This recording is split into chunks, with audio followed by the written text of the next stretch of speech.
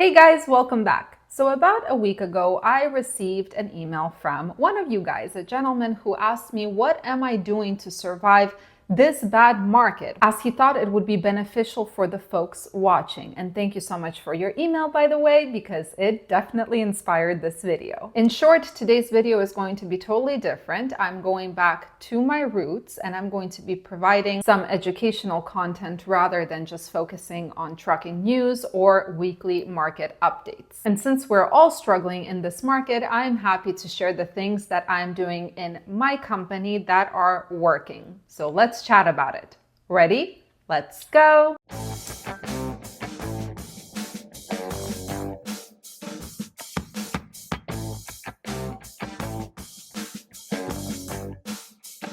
Now, just to be clear, a lot of this information is really common sense, not some innovative idea that has never been thought of before. And one more thing, I know I have a YouTube channel with an X number of subscribers, but the reality is I'm just a chick in glasses trying to survive this market just like all of you are. So I'm not some crazy guru, no, but I will share with you guys what has worked for us to keep our company afloat. As far as I'm concerned, surviving this market means paying attention to three things: income, expenses, cash flow. So I'm quickly going to run through the income side, as this is not really where I place the importance. Now, the income side is really dependent on the market, and especially if you're a spot carrier like me, you end up being at the mercy of the daily fluctuations in the market that can be both brutal and unexpected. And while you can improve your chances by knowing your market areas and knowing how to negotiate, those things for me are kind of the basics, the foundation. So what are we doing in our company apart from the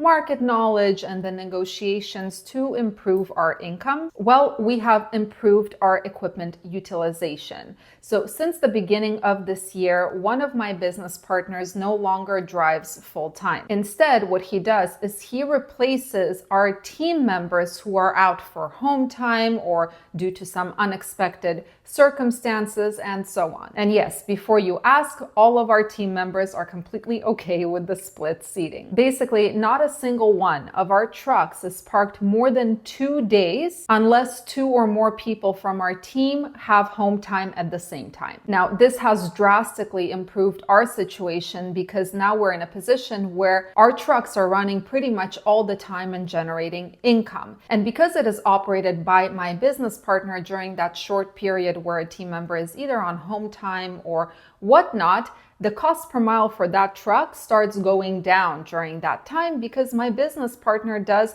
owner draws that change every single month instead of being paid via payroll. Now, let's talk about the other side, the expense side, which is what I really started focusing in on since the beginning of this year.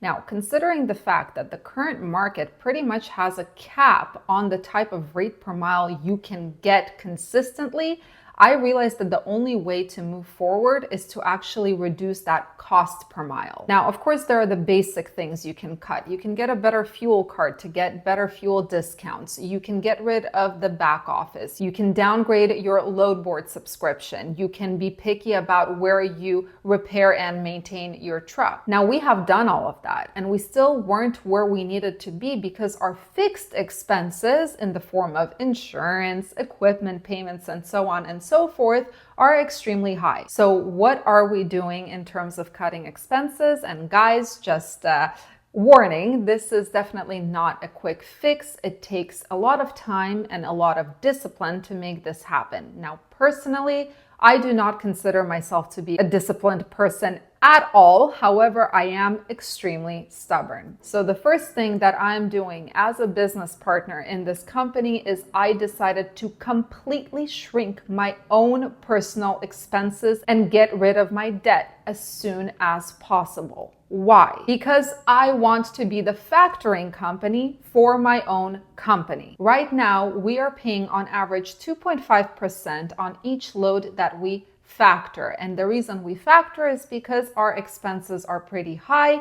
and they're constant and consistent, and there's always a question mark with cash flow. So we do factor quite a bit as of late. Now, this costs us about $1,500 to $2,000 a month in factoring fees. It's not a small amount. Now, if I have enough cash by cutting my own personal expenses, which I have already done, I will be giving money to my own company as an interest-free loan right away and then collecting that payment once the broker pays 30, 40, 50 days later. That solves the problem of cash flow in the company and reduces or completely removes that factoring expense as well without biting me in the butt, unless of course the broker decides to shut down before paying us. But that's a risk I'm willing to take, and that is the first thing I am doing. The second thing that we decided to do is to reinvest more.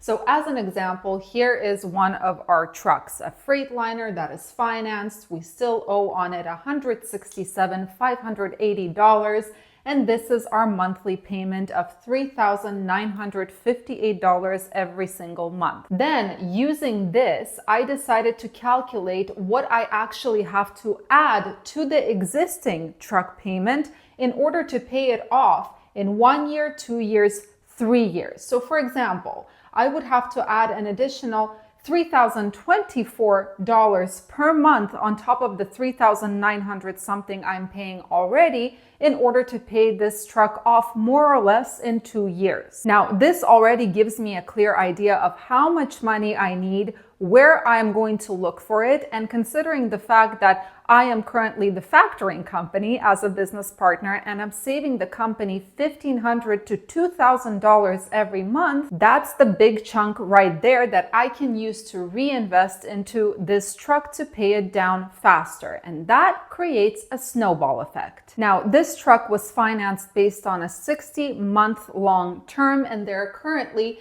52 months remaining. Now, assuming that I'm making a payment, that additional $3,000 payment to pay off this truck within 2 months, this is what the breakdown looks like. So we have April 2024, the debt, the payment of $6,982 per month, because remember, I'm paying $3,900 a month, plus I'm adding an additional $3,000 to pay it down faster.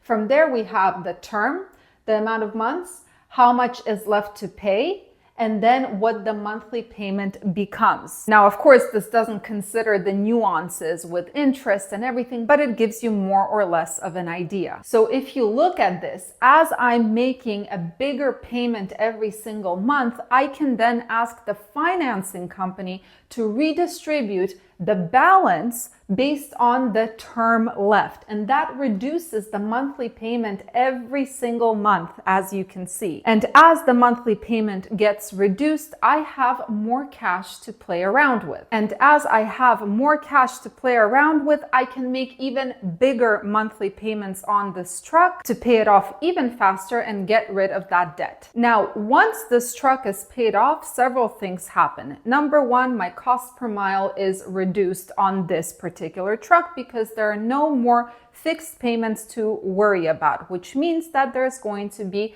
a more substantial net income. Second of all, once this is paid off, more cash flow because there is no fixed expense here anymore. And number three, once this is paid off, I have more money to reinvest into my other equipment to pay those down quicker, to reduce my cost per mile and to increase profitability. To top it off, when a truck is no longer financed, it is up to you whether you want physical damage insurance or not. And physical damage is not cheap on a monthly basis. So if I pay this truck down, this is a truck that's operated by my business partner, I would remove the physical damage as well. So that's what I'm doing, you guys. And it's honestly really, really common sense. Now, the place where people usually start screwing up is they start cutting expenses. They see that, oh, there is more money to play with. And instead of using that money to cut expenses even further, they start buying stuff that they either don't need or start financing something else and increasing their debt. So this is the part where the discipline comes in. And as I said before, I don't consider myself to be a disciplined person at all, but I am stubborn and I'm prone to having fixed ideas where I obsess over something to the point of lunacy. And currently my fixed idea is cutting expenses to minimal levels everywhere. Anyway, guys, thank you so much for joining me today and watching. I hope that you learned something new today, and I would really strongly encourage and would love to read any comments you have and any ideas you want to share so we can learn from you too. Wishing you all a fantastic rest of the day. Stay safe, stay healthy, and keep learning. See you in the next video.